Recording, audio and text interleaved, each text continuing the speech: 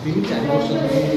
श्रीमंदिर चारिद्वार बंद था दर्शन कर बहुत असुविधा होता ये चारिद्वार कटिगला सरकार नुआ सरकार आसिले प्रतिश्रुति देते पूरण कले। जय जगन्नाथ।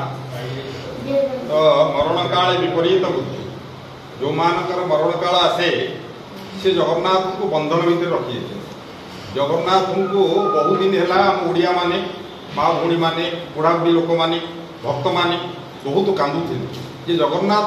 को अलगा कर दिया भगतम पिता माता भगतम बंधु भगत हितर नाम उपास आज जब जगन्नाथ जी बसी आम भाया अनाथ मान तो आम अनाथ मान को बंद कर दि जाता जगन्नाथ को दर्शन करने आम दिनहीन अकीर्तन खटिले खाई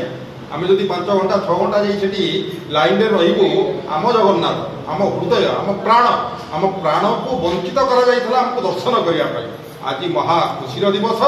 जे आज महाप्रभुंर चारिद्वार खोलागला एवं समस्त अगणित भक्त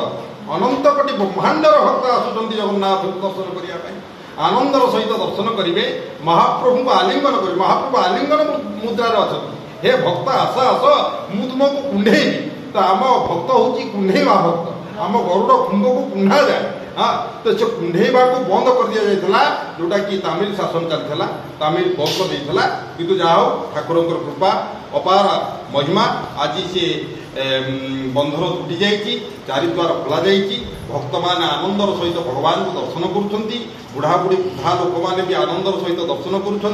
दिनहीन अकिंचन जो मैंने खटिकिया मजुरिया 5 मिनिट 10 मिनिट ठाकुर को दर्शन करदे पुणी कम बाहर कथा तो से भी दर्शन कर भी आनंद तो आगुरी से आनंद हजि जाता 5-6 वर्ष होगला से जो आनंद थिला महाप्रभु आमर ठाकुर बोली कहु से आमर ठाकुर नाला जगन्नाथ ओडियार ठाकुर नाला किए गोटे पराधीनता स्वीकार आम करमी जमी इंग्रेजी बेले आम पराधीनता स्वीकार करूँ सेमती आम पराधीनता स्वीकार करूँ तेणु आज जा एत बड़ किंतु बरंतुर विराम घटी जगन्नाथ को आम दर्शन कर आनंद